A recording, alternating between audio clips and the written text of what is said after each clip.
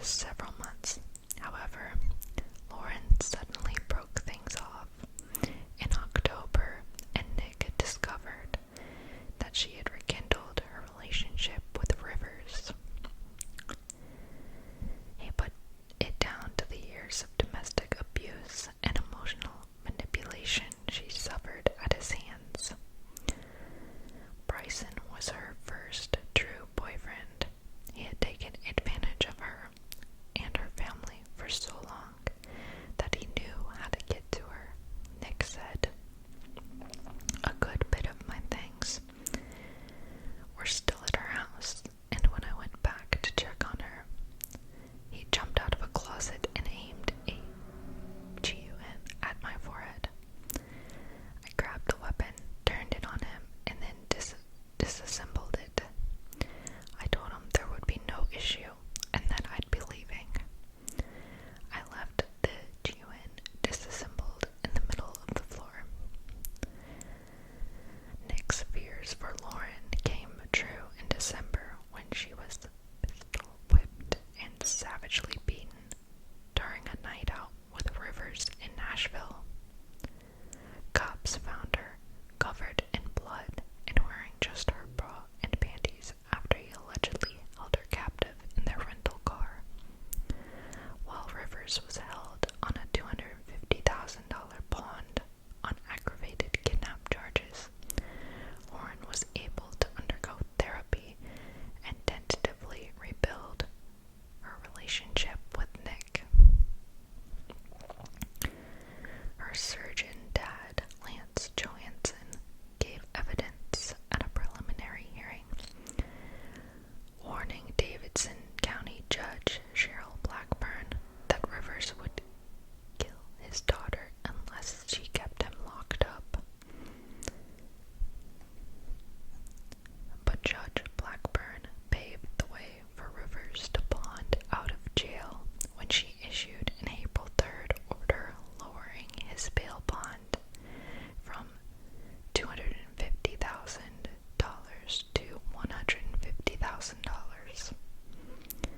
The suspect was barred from leaving the Nashville area, but court clerks have admitted they didn't share those instructions with jail officials who let him walk free on June 24th without a GPS tag.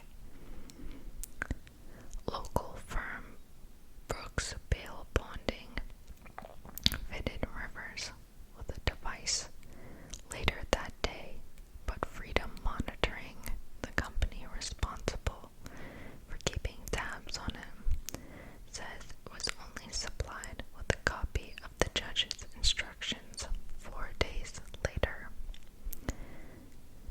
It wasn't until July 2nd that a hearing was hastily convened to figure out what had happened, and by then it was far too late.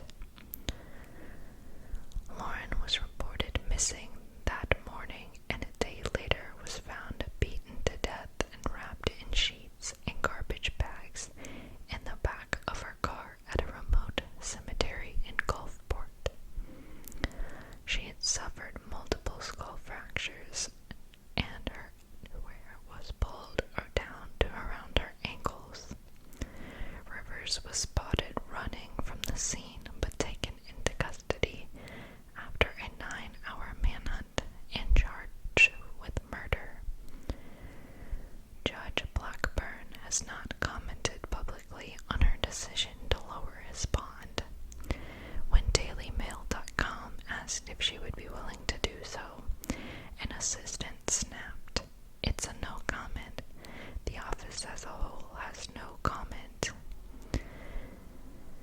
A veteran jurist in her mid-70s, Judge Blackburn has been on the Music City bench since 1996. She was expected to retire in 2021 after suffering a stroke, but surprisingly decided to stay on and won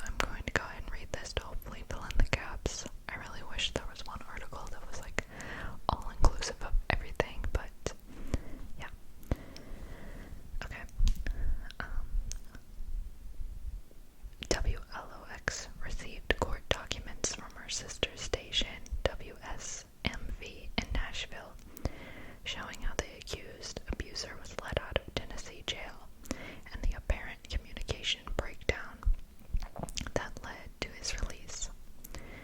We now have a timeline and a paper trail detailing the circumstances that allowed Rivers to get out of jail, return to Mississippi, and find Lauren Johansen.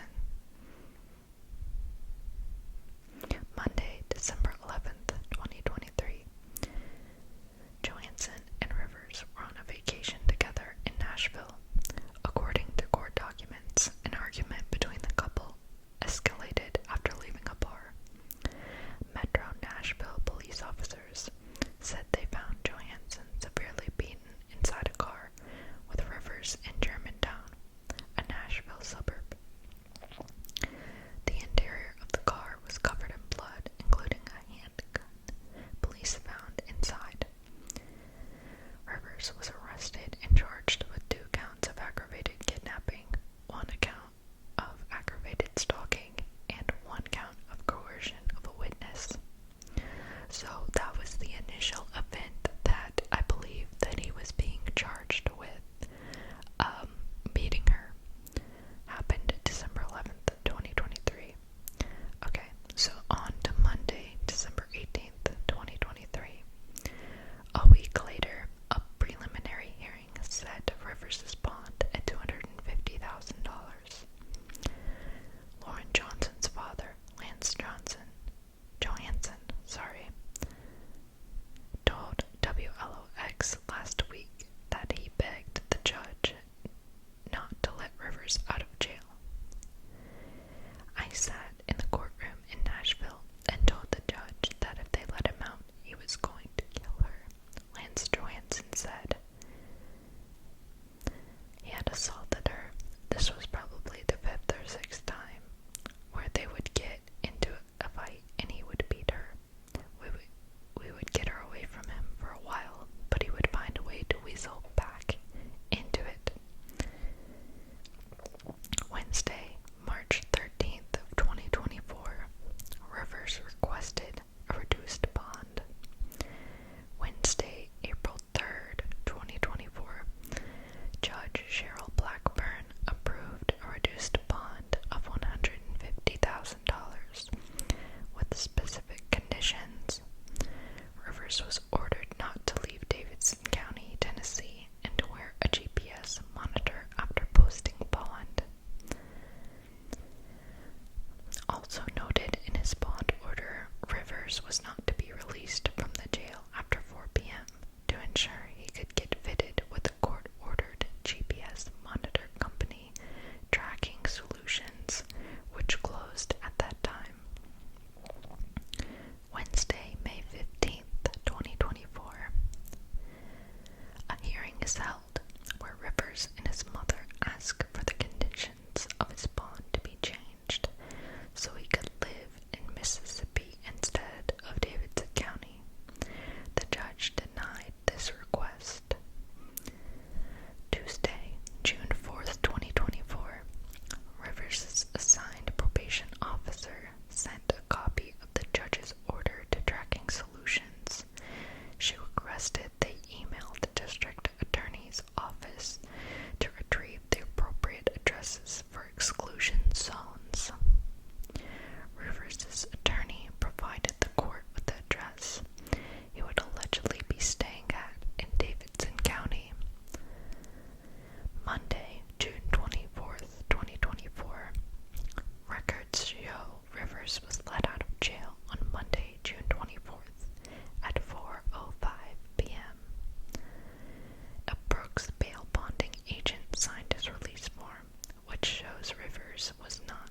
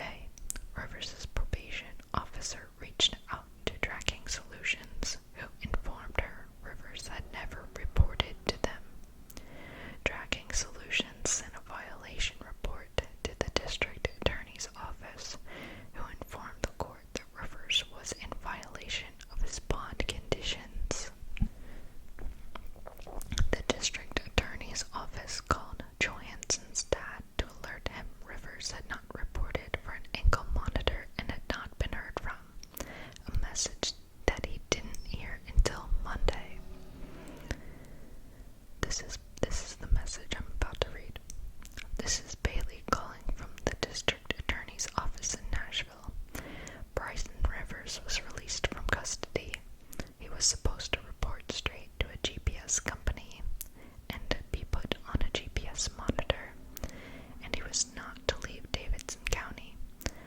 But as soon as he was released, he did not report to that GPS monitoring company, and he was not been heard from.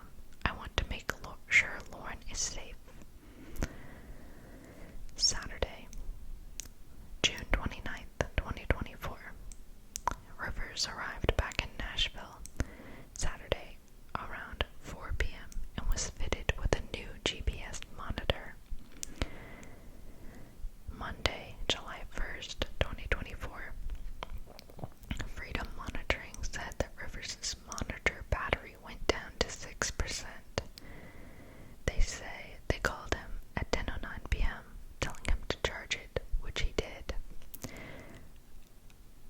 Around midnight, Rivers called in to say he wouldn't be able to make it to court in Nashville the next day due to him not having a ride.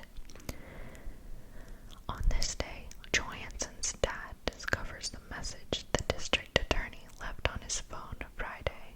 He says he could no longer get in contact with her, and that he received a text message that didn't seem like it came from her.